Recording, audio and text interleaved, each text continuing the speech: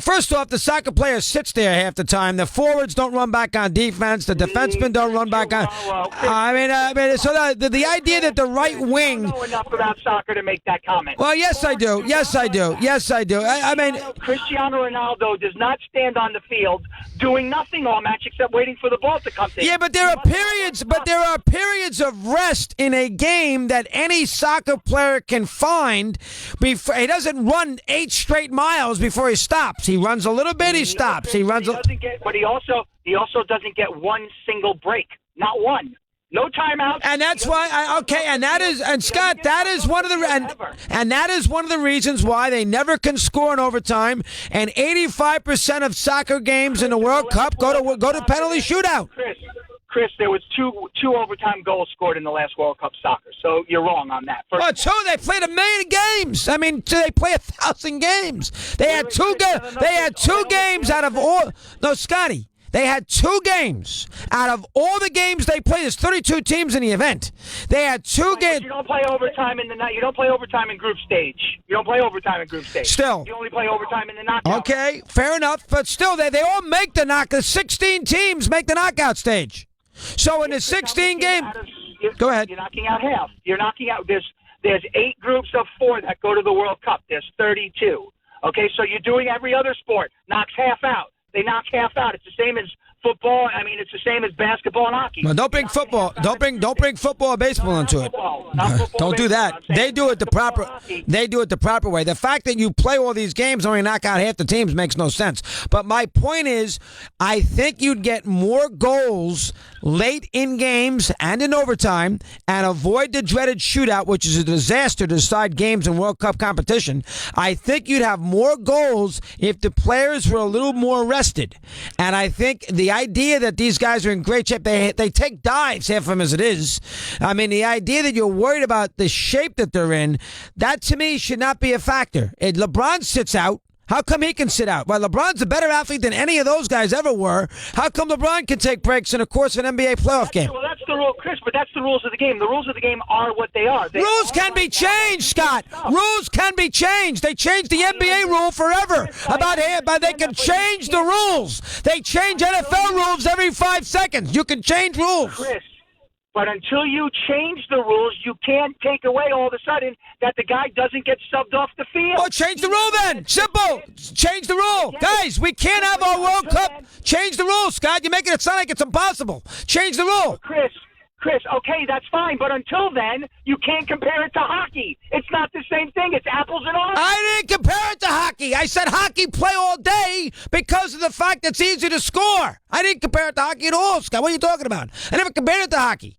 I said you can't compare it because it's hard to score in soccer, while in hockey, eventually someone's going to put the puck in the net. So you can play all day in hockey, and they sit, and they rest, and all those kinds of things. Jeez.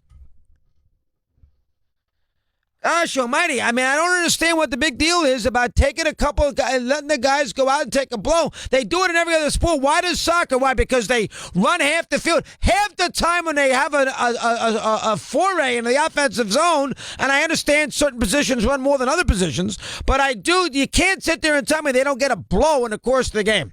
The idea that these guys are in incredible athletic peak condition is a bunch of nonsense. Nobody's in better condition than LeBron is, or Michael Jordan, and they get blows. Nobody's in better condition than them. Nobody. Nobody's in a better condition than a wide receiver in the NFL. He doesn't play half the game. So the idea that the soccer player is in this incredible specimen, and that's part of the greatness of the sport's bunch of nonsense. Nonsense. They're not a better athlete than LeBron. There's no chance. They're not as big, not as strong, not as powerful. They're not as good an athlete as him. They're not. And he gets breaks. You would eliminate some of the tie aspect in the World Cup ties if, in fact, you let them score. And I'll tell you something else. They should eliminate more than the 16 teams. That's a joke. 32 teams come. They play a month to eliminate 16. But that's what all these organizations do. This hockey tournament does the same exact thing. 12 teams. I believe there were 12 to start the event. And eight get into the next round. It's ridiculous. Let's continue here with Mike in South Carolina. Mike, good afternoon. How are you today? Hey, Chris, how are you? Bye, Mike. Nice to talk. What's on your mind now? Okay, with the '80 Olympics, when he pulled Tretiak out, he was pissed that he pulled him out. I was it the first or second period, by the way? I think it was the second, to be honest with you.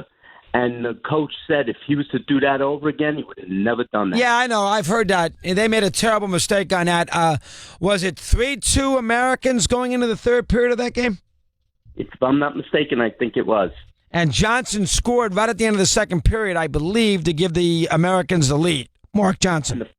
And the funny part is before the Olympics started, like you said, they were having playing the NHL and everything.